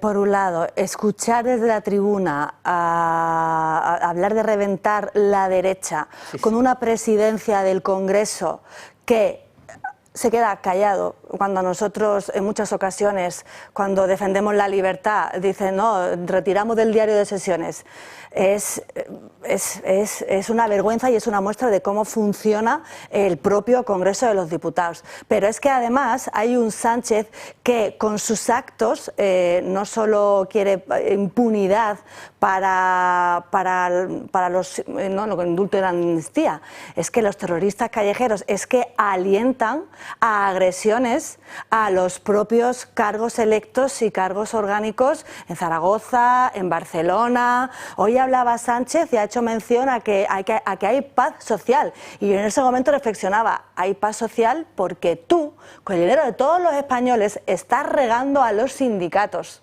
La paz social está comprada en este país y es una vergüenza que se hable de violencia, de alentar a la violencia desde la tribuna y no haga nada la presidencia del Congreso, que de manos de quién está, del Partido Socialista. Ione Belarra viene de la escuela de Pablo Iglesias, que es un media hostia, que decía que había que salir a cazar fachas. Sí, la letra antifascista. Porque tienes guardaespaldas, pero en cuanto salió unas señoras dándole una lata por Galapagar, llamaste a la Guardia Civil, claro. Es muy fácil ser un revolucionario cuando tienes al GRS en la puerta de tu casa protegiéndote. Venga, por favor. Bueno, vamos a hablar de... Hay una información que lo lleva todo. El interés político para aliviar a la señora Marisú Montero en su candidatura a las elecciones en Andalucía, que tenía un problema con la financiación singular catalana, el averiarse de la relación con Junts, todo esto ha llevado a que de la financiación singular catalana hemos pasado a que, si acaso ya hablaremos el año que viene, si acaso. ¿Por qué? Bueno, es que no da tiempo a cambiar tantas cosas que habría que hacer, la LOFCA, ceder el IRPF íntegro al gobierno de Illa y todo ese rollo. A llamar a las comunidades para notificarles cómo va a ser el drenaje que les van a hacer de sus cuentas, a ver si consiguen con ello poder ajustar un techo de gasto y presentar algo que se pueda parecer lejanamente a unos presupuestos. El Ministerio de Hacienda convoca para el próximo lunes el Consejo de Política Fiscal y Financiera, un encuentro en el que el Gobierno se reúne con las comunidades autónomas. En el orden del día está la propuesta de objetivos de estabilidad presupuestaria y de deuda pública para las comunidades. Se trata de un paso imprescindible para que el Ejecutivo pueda aprobar en el Consejo de Ministros el techo de gasto y la senda fiscal, los dos pilares para la elaboración de los presupuestos generales del Estado. Lo que quieren desde Hacienda es acelerar la presentación de los presupuestos, algo que el Gobierno debía haber hecho en septiembre. El encuentro se prevé tenso teniendo en cuenta que algunas comunidades plantaron a la ministra Montero la última vez que quiso tratar la quita parcial de la deuda. Esta cita coincide con el retraso de la financiación singular de Cataluña hasta el próximo año. El Gobierno carece de margen legal para reformar la LOFCA, la ley que regula cómo se financian las comunidades autónomas, o para ceder el IRPF íntegro al Gobierno. Por eso el anuncio del nuevo sistema de financiación, que responde a las demandas de Esquerra, sigue siendo, de momento, solo un anuncio sin efectos prácticos. Una irrupción que permite, curiosamente, allanar el terreno de la ministra de Hacienda en su aventura electoral andaluza. Patricia Rueda. La aventura electoral andaluza que de verdad se me ponen los pelos de punta, porque es que en Andalucía no levantamos cabeza. No levantamos cabeza con la nefasta gestión que hizo el Partido Socialista, donde nos dejó una tasa de desempleo, donde nos dejó la sanidad, pero es que después ha venido un Moreno Bonilla que no ha desmantelado la red clientelar del Partido Socialista y que desgraciadamente también hay que señalar su malísima gestión, y lo siento mucho por todas esas mujeres afectadas por el cribado de cáncer de mama. Hoy un anuncio más, ¿no?, de este gobierno que intenta, ¿no?, a bombo y platillo pues hacer como, ¿no?, una normalidad democrática, pero hay que recordar que llevamos ya 2 años sin presupuestos generales del Estado, que es una anomalía democrática. Y ahora, con esa, hablan de techo de gasto, de senda fiscal, veremos a ver qué sale de esa reunión. Lo que sabemos ya es que a principio de año ya se le va a subir de nuevo la cotización a la Seguridad Social. Lo que sabemos ya es que se habla de subida de impuestos de hidrocarburos. Lo que sabemos ya son más sablazos fiscales y una senda fiscal que es explotar al autónomo, explotar al trabajador, porque hay que pagar el estado de bienestar de los políticos y de los inmigrantes ilegales. Salió una encuesta hace poco que hablaba de la opinión que tienen los ciudadanos sobre Hacienda, y quiero decir que no sale muy bien parada ni la señora Montero ni el ministerio que dirige. Y es normal, cuando el ciudadano a pie está viendo que le están metiendo unos rejones increíbles por cualquier cosa, hasta sacas 1.000 euros del banco y te van a ir a investigar, y el PSOE está manejando billetes en efectivo como si fuera calderilla en sobres, pues es lógico. Luego los eufemismos que utilizan, financiación singular en Cataluña, financiación singular no, privilegios fiscales. O sea, es romper la igualdad entre españoles, porque hay una izquierda excluyente que está en concubinato con el nacionalismo, que lo que hace es dar privilegios por territorios. Es decir, los ciudadanos españoles no somos iguales, sino que según donde hayas nacido, según donde tengas tu residencia fiscal, vas a tener unos privilegios sobre otros. Eso que ellos tanto carean, que viene de la Revolución Francesa, ¿no? Igualdad, libertad, fraternidad. Nada, ni igualdad, ni libertad, y mucho menos fraternidad. Bueno, libertad lo que menos. Les encanta prohibir. Eso es en Francia. Sí, claro, no, eso Pirineos para arriba. Bueno, vamos con un tipo, a mí me causa enorme desazón. Me refiero a Ángel Víctor Torres. Están investigando a unas empresas que se repartieron 140 y tantos millones en artículos para, dicen que combatir el COVID. Las mascarillas no servían para nada. Test de antígenos de la trama de Coldo. Pero si hay alguien a quien no le puedes comprar esas cosas tan sofisticadas es precisamente a Coldo, ni al Dama, ni a toda esa patuleya. Bueno, pues resulta que Torres fue capaz de adjudicar 2 contratos idénticos con una diferencia entre el uno y otro de 1 hora. 1 hora después, un contrato del otro. Cuidadín, contratos de 900.000 euros cada uno, con la misma fecha, de junio del 2021, con el mismo objeto y con el mismo importe. Vamos, que o uno es tonto o es demasiado listo, no sé yo con qué quedarme. Son unos sinvergüenzas tremendos, y además sabiendo lo que estaba pasando, 2 encierros inconstitucionales, la gente agonizando en los hospitales, a veces llegaron a morir 1.000 españoles al día. Pero también es un estudio de la mansedumbre del ciudadano, que le decían, quédate en casa, salga solo a aplaudir. La represión, yo me acuerdo de un helicóptero bajando a una playa por una chica que estaba haciendo surf sola en la playa, sin mascarilla, y tú, pues, a lo mejor contagia a los delfines, no lo sé. Pero también sirvió como estudio social, ¿no? Y dice, podemos robarles mientras los tenemos encerrados. Entonces piensan, ¿por qué no lo podemos volver a hacer en un futuro? Sí, bueno, ha salido bien, les han pillado, pero querían enriquecerse teniendo mordidas de contratos ilegales de material defectuoso, que ni siquiera valía ni para ponérselo en el hocico a un perro. La mayor crisis sanitaria, económica y política en la historia reciente de España, y a qué se dedicaban a llenarse los bolsillos. Sí. Llámese Ábalos, Coldo, Torres, estamos hablando de 45 millones en contratos, ¿no?, a dedo, y donde hay también por medio fondos de la Unión Europea. Estamos hablando también de fraude de subvenciones. No tienen límite, en cuanto a corrupción. Y vienen hoy con un tono de, ay, pobrecito de mí, con un tono muy suave. Vamos a ver, es que estamos hablando de que este gobierno premia, porque lo colocó como ministro, premia, ¿no?, a sus secuaces. Y es una vergüenza porque durante esa pandemia, donde cerraron derechos y libertades, donde se morían los familiares sin poder ser visitados por sus seres más queridos, no nos podíamos despedir de ellos, se estaban llenando los bolsillos. Yo espero también que termine donde tiene que terminar, todo en el banquillo, juzgados y entre rejas. Este tipo, en esas imágenes que veis ahí, que es la sala donde comparece la Comisión de Investigación del Senado, dijo: Yo no tenía capacidades para forzar que pagaran antes o después o que pagaran a una empresa. Yo era presidente de Canarias, no estaba para esas cosas, ¿no? Y luego aparece que amenazó con echarla del gobierno de Canarias a una funcionaria, porque esa funcionaria dijo, no, estas empresas no están acreditadas, estos productos no están acreditados, esto no lo podemos pagar. Incluso se cabreó con ella, porque ella pertenecía a las bandas del Bronx y pertenecía a las del South New York. Y entonces se llevaban mal. Discutían por los antígenos, por las mascarillas, yo qué sé por qué. Se llevaban muy mal con ella. Y me tienes que organizar una cita con Pedro Sánchez me voy a ir a quejar porque algo sabía este pájaro, el Ángel Víctor Torres, quizás que de eso se beneficiaba el PSOE en su conjunto. Y no solo lo aparente, la trama, los golfillos que iban allí. Oye, que me pagues enseguida lo de la mascarilla full. Claro, dice la UCO que no ha acreditado cobro de comisiones de este hombre, que no cobró mordidas, él se jacta mucho de eso. Lo cual Solo se explica su actuación si él estaba convencido, y que yo no creo que ande desencaminado, de que al PSOE llegaba algo de todo este tráfico de test de antígeno, de mascarilla y toda esta martingala. Son una mafia, pero había facciones, es decir, todos querían trincar, pero tenían sus desavenencias entre ellos. Pero es verdad que también se le premia, es decir, este señor pasa de presidente de Canarias a ministro. Sí, sí, por algo será. Hombre. Claro, por algo será. Es la ley. Siempre hay que buscar el truco.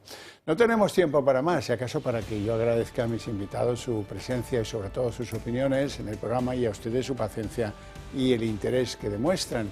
Eso sí, para ustedes tengo premio a la vuelta de publicidad, El día en 30 minutos. El día en 30 minutos, pequeñito detalle de dignidad del fiscal general del Estado, que hoy, cuando ha sido interrogado por su defensa, la Abogacía del Estado, y por la Fiscalía, que su otra defensa, se ha quitado la toga y se ha levantado y se ha sentado donde declaran los imputados. Pequeñito detalle, porque luego se ha dedicado a llamar desleales a la acusación, a las acusaciones personadas en el caso. Es que es obligatorio ser leal. En fin, solo ha respondido, como saben ya seguramente, a la Abogacía y a la Fiscalía. Dice que él no filtró información alguna de la pareja de Ayuso, del pareja de Ayuso, y sobre la fiscal Almudena Lastra, que dice que esta es la que le preguntó si él había filtrado o alguien había filtrado en la Fiscalía la información del contribuyente, y él le contestó que eso ahora no importa. Bueno, pues la ha desacreditado, dice que es una fiscal desafecta a su persona. García Ortiz mantiene que solo tiene un somero conocimiento del caso que ocupa esta causa, el caso de González Amador, y que desde luego él en ningún caso le tiene animadversión al compañero de Isabel Díaz Ayuso. Y hoy han declarado además 12 agentes de la UCO que investigaron este caso y que se han ratificado en sus informes. Aseguran que el borrado de datos del teléfono de Álvaro García Ortiz fue voluntario, no fue accidental, e insisten en que tuvo un papel protagonista en esa filtración. Álvaro García Ortiz eliminó los datos de su teléfono e insiste la UCO lo hizo de forma totalmente intencionada. Todo esto lo han dicho ante una defensa muy combativa que ha llegado a acusarles de actuar de forma parcial y desproporcionada. El más contundente, le van a escuchar, ha sido el jefe de la UCO, Antonio Balas, al que Leire Díez trató de desacreditar. Él asegura y sobre todo apunta al dominio del fiscal durante toda la filtración. Tras 4 jornadas de juicio, ha llegado el turno de Álvaro García Ortiz. El fiscal general del Estado ha rechazado responder a las acusaciones al considerar que actúan con deslealtad. Hay una actuación, entiendo que desleal, no con el acusado, sino, por supuesto, con el tribunal. Solo ha contestado a la Fiscalía y a la Abogacía del Estado. García Ortiz ha negado que haya filtrado el correo a personas ajenas a la Fiscalía. Señor García Ortiz, ¿ha hecho usted llegar a personas ajenas de la Fiscalía el célebre correo de 2 de febrero de 2024? No, no lo he hecho llegar. No ha hecho. Y justifica que el borrado de mensajes y el cambio de teléfono se debe a su intimidad y a su puesto. Considera grave y doloroso el registro de su despacho por la UCO y habla de desafecta cuando se refiere a Almudena Lastra. Cuestiona su declaración como testigo y niega que exista la suficiente relación de confianza entre ambos. Antes del propio fiscal han declarado como testigos una docena de agentes y todos ellos han presentado testimonios demoledores contra Álvaro García Ortiz. Uno de ellos ha sido el teniente coronel de la UCO, Antonio Balas. El agente ha sido rotundo en su declaración. Dice que lo que se ve durante todo el proceso es un dominio a todos los niveles del fiscal general. Durante todo el proceso lo que se ve es un dominio a todos los niveles del fiscal general del Estado. Y asegura además con toda rotundidad que todo lo que se ha filtrado textualmente estaba antes en manos de la Fiscalía General. Para él no hay duda. Asegura que fue García Ortiz quien movió la nota de prensa y quien tuvo la urgencia de darla. El fiscal general del Estado ha encontrado su sitio en la sala, esto es muy relevante, donde se sientan los imputados. Más allá de eso, ha negado someterse a un interrogatorio por parte de las acusaciones y las califica de desleales, lo cual ya es un disparate soberbio. Entonces, este hombre solo ha querido contestar a la Fiscalía, que juega de parte, y a la Abogacía del Estado, que es su abogado defensor. Vamos, que ha querido jugar en casa, no complicarse el partido. Su explicación se basa en que él dice que no filtró la información del contribuyente González Amador. Ha dicho además que la fiscal Lastra, que le advirtió de que había algo turbio y sucio y la que atribuía la cancelación de un presunto pacto con Fiscalía a órdenes de arriba, pues él dice que a él todo esto de que los fiscales ofrezcan acuerdos de conformidad le parece extravagante.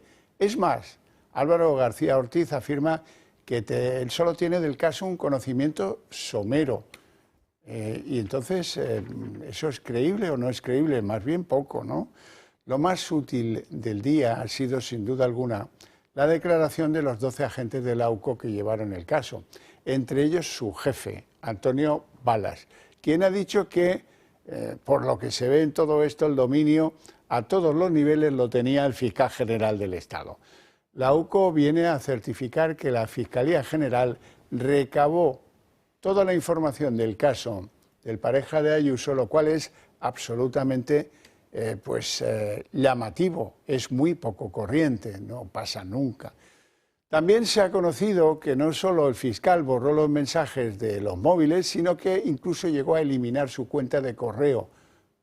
Supongo que por si podía implicarle más en este caso.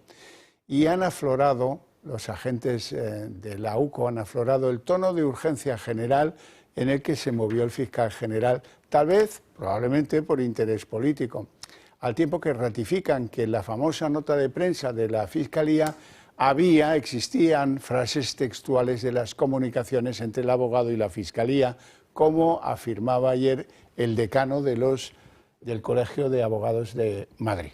Bueno, y además del Supremo, el otro escenario del día ha sido el Congreso, donde Pedro Sánchez hoy debía dar explicaciones sobre qué pasará con su gobierno después de esa ruptura con Junts y sobre todo los casos de corrupción que cercan a su entorno. Sobre esto último, Sánchez no ha dicho nada, se ha limitado simplemente a trasladar su tolerancia cero hacia la corrupción, pero no ha mencionado ni a Koldo, ni a Cerdán, ni a Ábalos, ni a Leire, ni al fiscal, ni a su esposa, ni a su hermano. Se ha dedicado, en su lugar, a atacar al Partido Popular y en concreto a sus comunidades autónomas, acusándolas de privatizar. Así entraba Sánchez a la sesión de control al gobierno, sin mayoría para gobernar tras el veto de Junts, sin presupuestos ni garantías de tenerlos y con la gigantesca sombra de la corrupción que le rodea. En su intervención y a petición de los populares, debía explicar cómo va a garantizar la gobernabilidad de España al haber perdido la mayoría parlamentaria que le llevó a ser presidente. Esta ha sido su respuesta. Como tampoco es cierto, señorías, que las mayorías absolutas en este Parlamento traigan mayor estabilidad. No, no es así, señorías. Son las políticas que se aprueban en esta Cámara las que garantizan que haya una estabilidad social y política en nuestro país. No cuente con el grupo mayoritario de esta Cámara. No cuente conmigo ni para esto ni para nada, señor Sánchez. Ya sé que a usted le da igual aprobar leyes o no, tener presupuestos o no, contar con mayoría o no. Ya sé que para usted es prescindible todo salvo una cosa, seguir en el poder.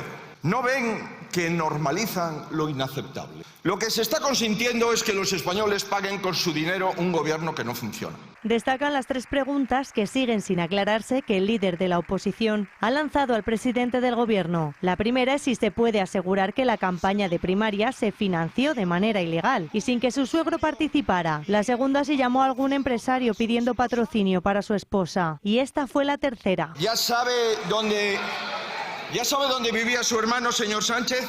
Mire bien en todas las habitaciones de la Moncloa, no vaya a ser que siga por allí. En fin. Santiago Abascal ha ofrecido a Sánchez adelantar elecciones en la Comunidad Valenciana si convoca elecciones generales. Yo me comprometo solemnemente en esta tribuna a exigir inmediatas elecciones regionales en la Comunidad Valenciana.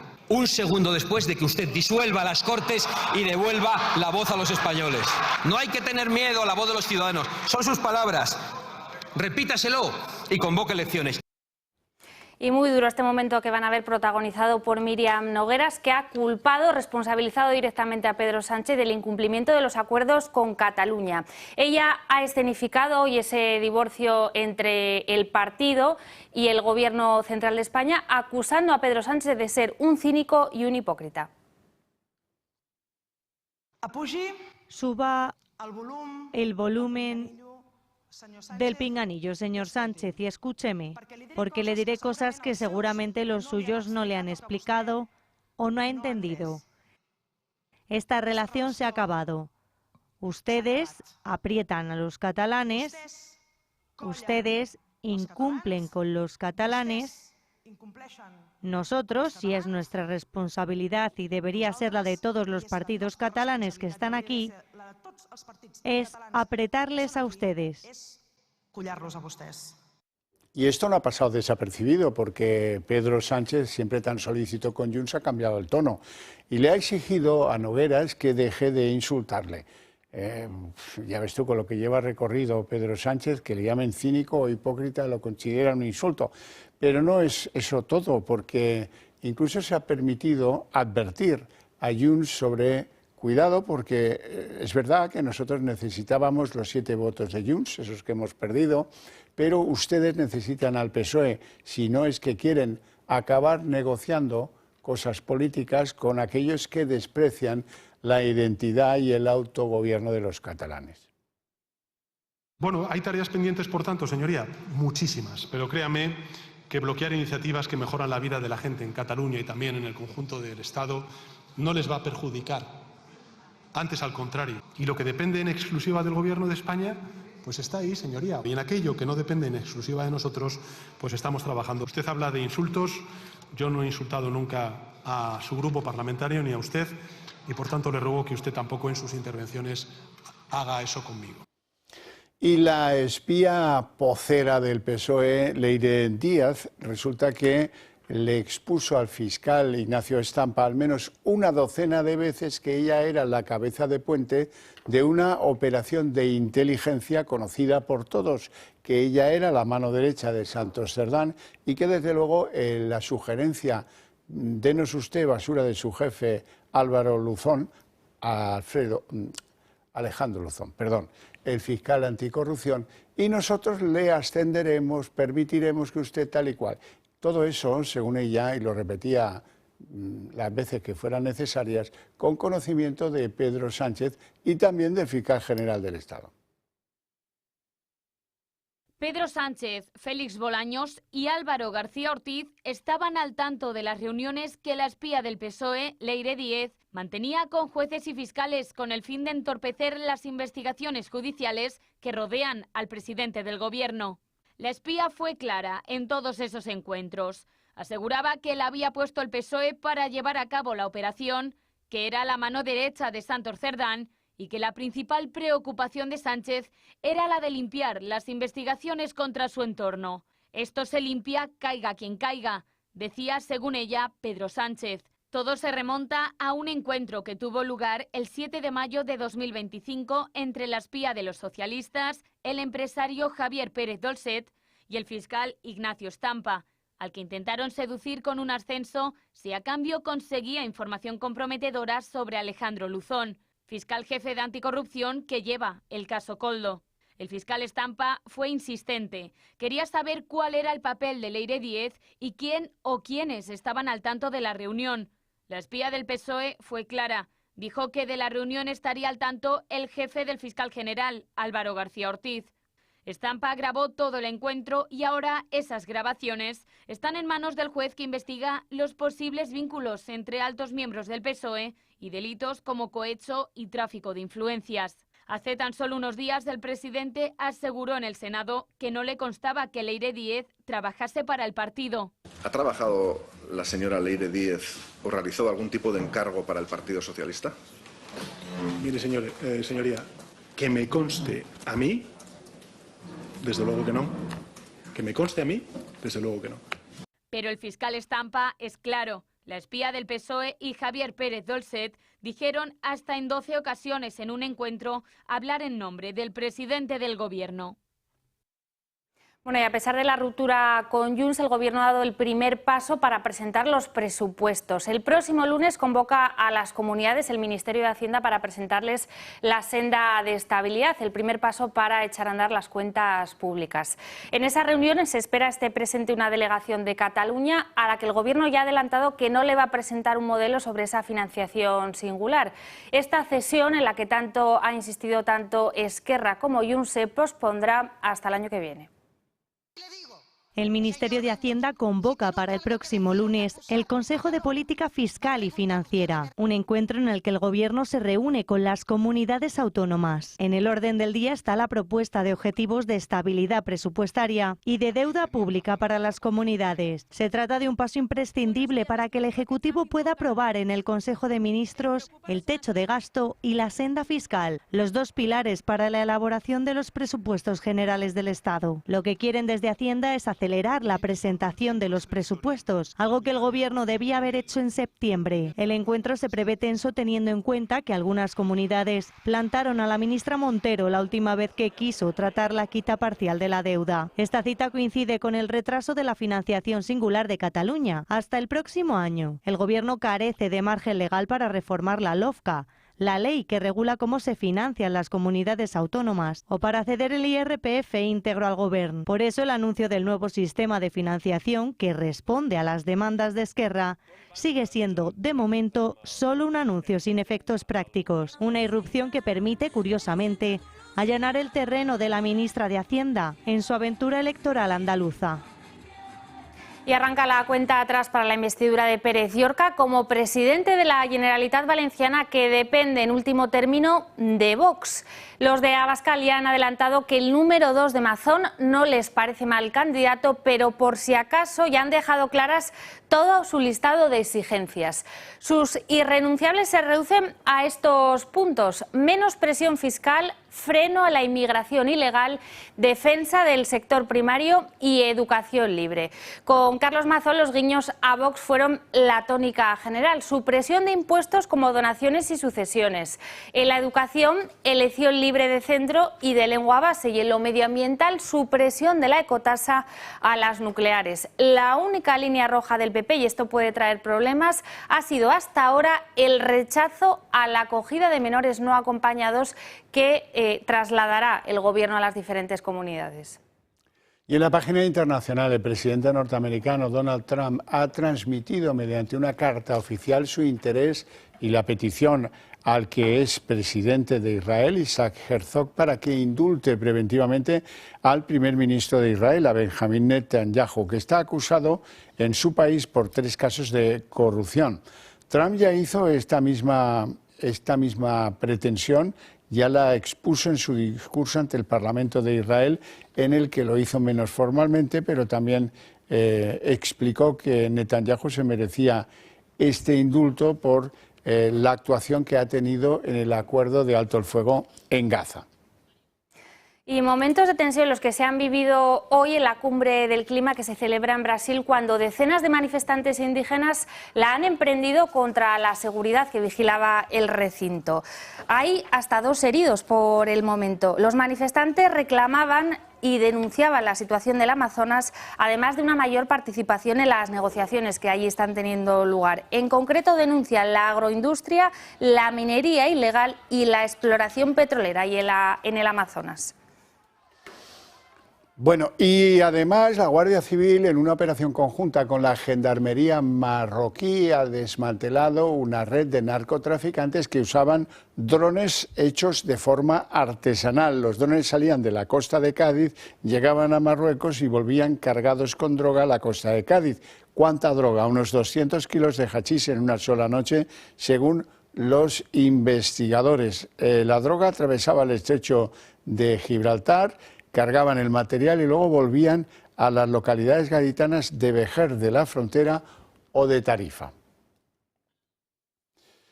Bueno, Marina, en Canarias van a tener problemas con la borrasca. Sí, así es. La borrasca Claudia ha irrumpido hoy con fuerza en el archipiélago canario y ha dejado estragos en varias islas, en concreto en la isla de La Palma. Allí se ha activado la alerta por inundaciones y por vientos fortísimos y lluvias de más de 100 litros por metro cuadrado. Hay varias islas que hoy se han visto obligadas a cancelar las clases. Los niños no han podido acudir y han tenido que, en el caso de que pudieran, dar clases a distancia. Hablamos de las islas de Tenerife, de La Palma, La Gomera y El Hierro. Mañana esa suspensión se va a extender a todo el archipiélago. Y atención, porque los avisos naranjas no son exclusivos de las Canarias. También en Galicia, en Canarias, en Asturias y en Cantabria están muy pendientes de la tormenta que en estos momentos está dejando lluvias, viento y temporal marítimo. En Castilla y León y en Navarra permanecen en estos momentos en alerta amarilla por rachas de viento. Bueno, y hasta aquí el día en 30 minutos. Les deseamos una feliz noche a todos, especialmente a los que decidan compartirla con la señal del Toro Televisión. Y les dejamos con Sandro Meco con el mejor análisis de Estados Unidos. Hasta mañana.